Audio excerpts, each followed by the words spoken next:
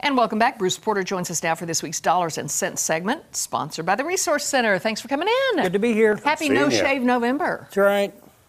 2 days. Can you believe it? 2 days. So the end of November, it's going to be all over the floor. I wish. Anything could happen. All right. Yeah. Today's topic is understanding the hardest financial planning hurdle to overcome, the hardest one. Paying yourself? Yes. That is the hardest thing. Okay, so we have a question or a topic here. If you pay yourself, and if you start paying yourself 10%, a dime of every dollar over the next 20 years, do the math, but you got to kind of compound that a little bit. What have we got? Doing ourselves a favor, but what have we have? You've got a nice savings account, right? Yeah. Now let's think about it. I went to the Census Bureau for Springfield, Missouri. The average income is $36,856. All right. So a certain percentage pay rent. Average rent in Springfield is $744 a month.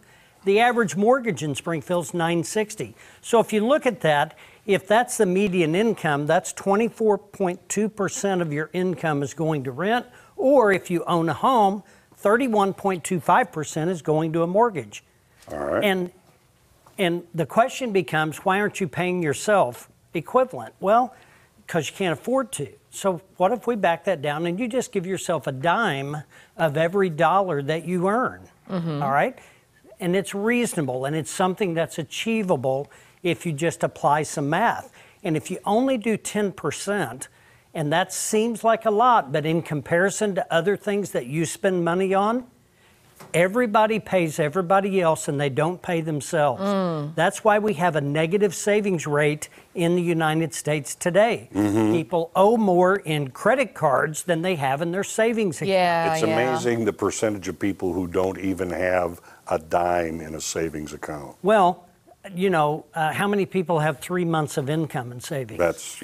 Very few. Not a whole lot. So we're trying to give people ideas on how to correct the behavior. Don't follow the Joneses because they're broke.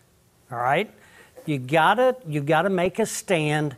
You've got to have an achievable objective.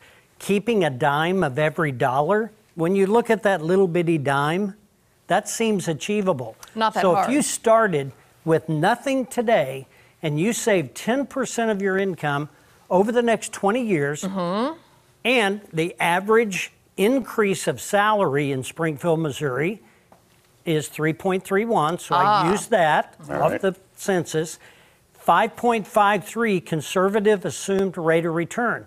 Now, where I got that was a 50% calculation of the S&P 500 over 20 years with no downside risk and no fees. And that's achievable. And that number comes out to 5.53.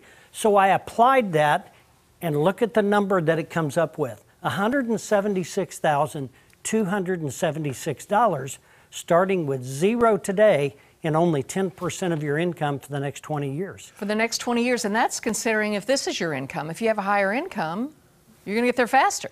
That's exactly right. If you save more, do the math. Well, the other thing is, don't make the mistake of when you hear the phrase, pay yourself first. That doesn't mean pay yourself stuff to go out to movies and buying stuff. This is a savings idea. That's right. It's a savings idea because not very many people have enough income saved that if they had the flu and they were off work for 2 or 3 weeks, they would suffer because they don't have fallback money. Right. Right? And so I think there's one more slide we can look at.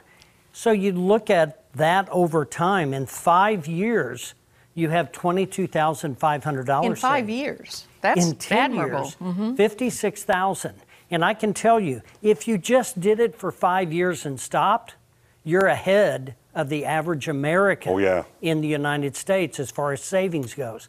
Now you look at 15 and you go all the way out to 20, and that's just assuming the median income of $36,856. And there's people that make more, there's people that make less. Now, you can accomplish this several ways. You can put money in your 401k. You can do, which I encourage people to do that because you get a matching contribution. That's free money. You can do that while you also take your take-home pay, because that's all done pre-tax. Take your take-home pay, Try it for a month. Put 10% in a savings account and forget about it. And then see if you can operate your budget around the rest. That And you sounds might good. be surprised.